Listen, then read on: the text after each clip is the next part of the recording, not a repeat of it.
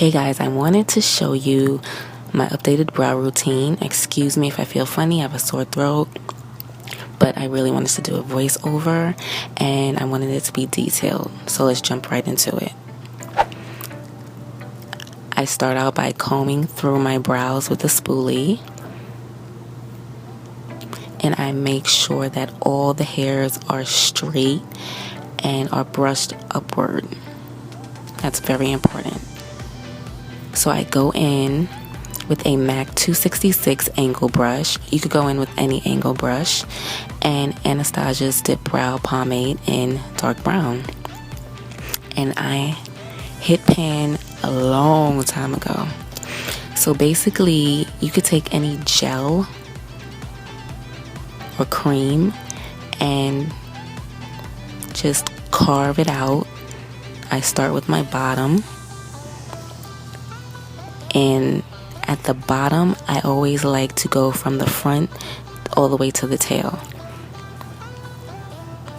Now the top is different. I leave the front bare and I start right there at the middle and bring it back and leave that area bare. So I'm going to start right here in the middle, and the reason I do this is because it looks more natural, and that's how you get that faded gradient effect that you see all the time. And you just want to take your time with it, but in a way, this part doesn't have to be perfect because this is really just the base. So however your brows are, you're just going to follow your natural brows, or you can make it bigger, thinner, however you like. And see how I left that bare? I'm now going to just fill in the tail. And this part is pretty easy. And when it comes to the front of the brow, I like to take light strokes and brush upward. And in the front of the brow, I like to leave it as bare as possible for now, if that makes any sense. And towards the tail, it's always darker. And we're just going to repeat that on the other brow. And it's basically just repetitive. And I'm a perfectionist, so even though this is the first step and it's going to get covered up, most of it, I like to make it as neat as possible.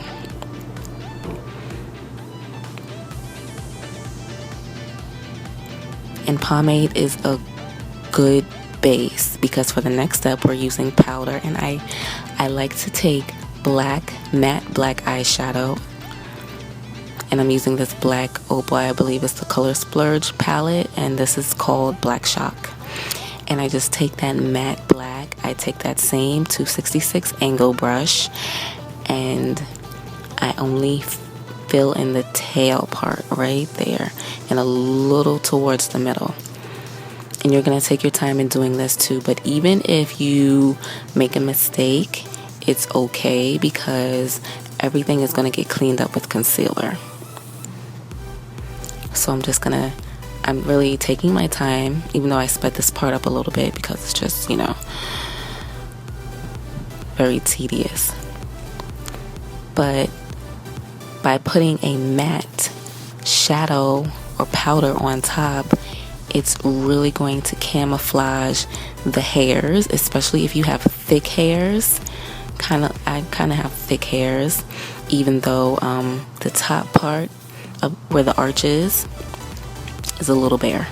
So I'm just going to go in now with the spoolie and brush out what I just did. And by brushing it out with the spoolie, it's blending everything in together.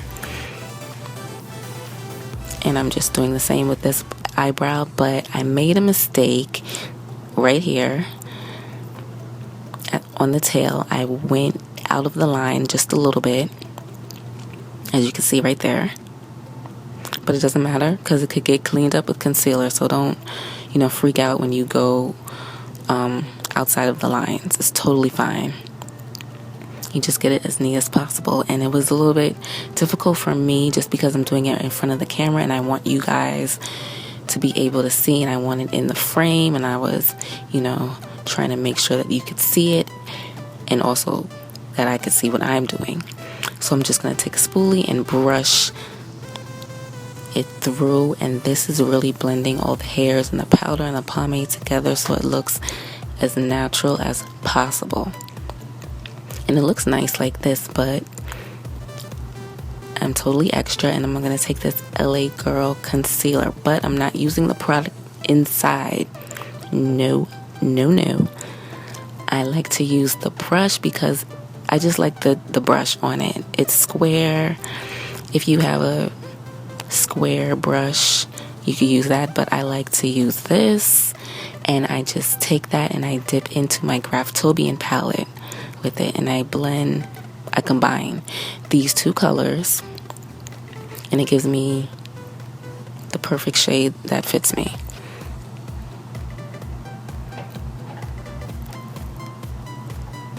And you definitely want to take your time with this. And when you get to the arch underneath, just hold your breath. And I like to take the concealer and put it in the middle of my brows. It makes it look more cleaner, especially when it's blended out afterward. And to get that gradient effect in the front, I like to put the concealer in the front of my brows. That's why I'm doing that. And you're going to see how that turns out later.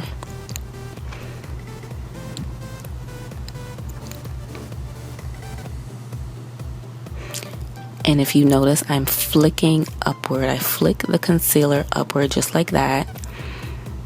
And that'll help you later on when it's time to blend.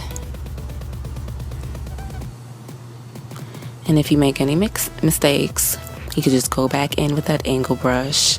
And if you make a mistake again with the brush, you could go back in with the concealer, and back and forth. And that's basically what I do until I get it as perfect as I want.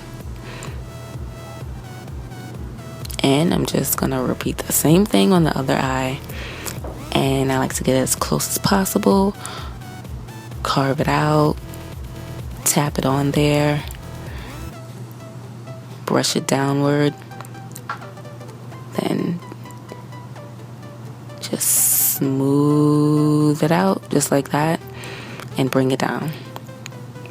Brush, and then I swipe it down. And as simple as that, and it just takes practice and time. I didn't learn this overnight, but I did want to try a new method, which is adding the powder on top of the pomade.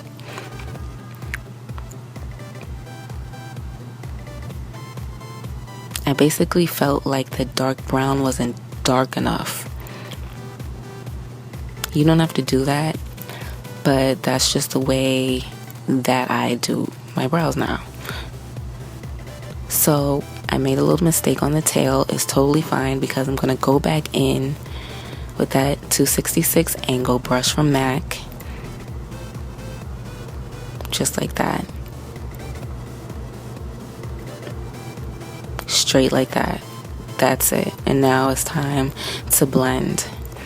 And I don't use a sponge. I use my fingers. They're the best tool because that warmth from your fingers, I don't know, it's just something about it. It blends it so smoothly, and I feel like it's faster.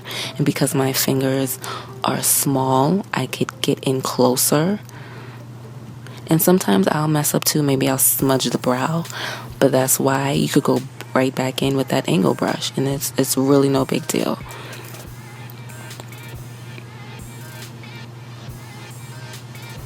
So I basically get as close as I can without touching my actual brow and smudging it. And if I do smudge it, it's all good. But I'm basically just taking my finger and tapping. I'm not swiping anything. I'm tapping and pressing.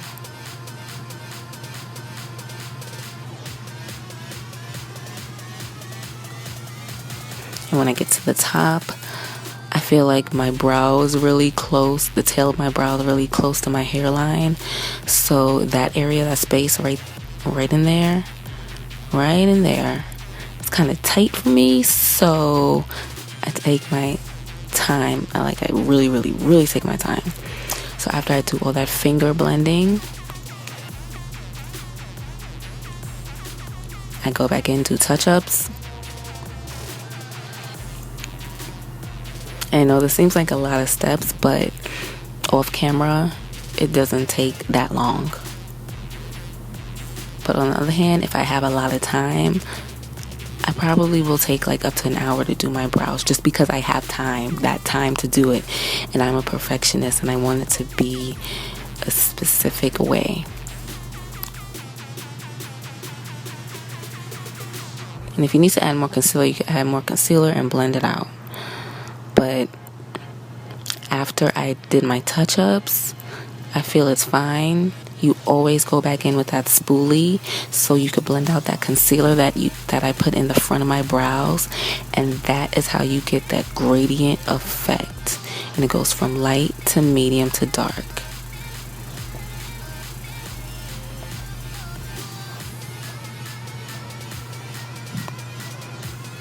And you brush those hairs upward. And if you want to use a brow set, sometimes I do, sometimes I don't. I really don't think I need a brow set. My eyebrows are pretty much tamed, you know. If I'm gonna be out for hours at hand, then I'll use like a brow set, the ABH clear one. And I'm just gonna go in with my beauty blender. And this is when you we're gonna start to do the rest of your face. I take that and I'm blending out the edges of the concealer so it fades into my foundation, because you don't want those harsh lines. You don't want to see where your concealer starts and your foundation ends. And that's it. Make sure to follow me on Instagram. I download like dope shit all the time. And thank you for watching. Don't forget to like, comment, and subscribe either. Don't be janky. Bye now.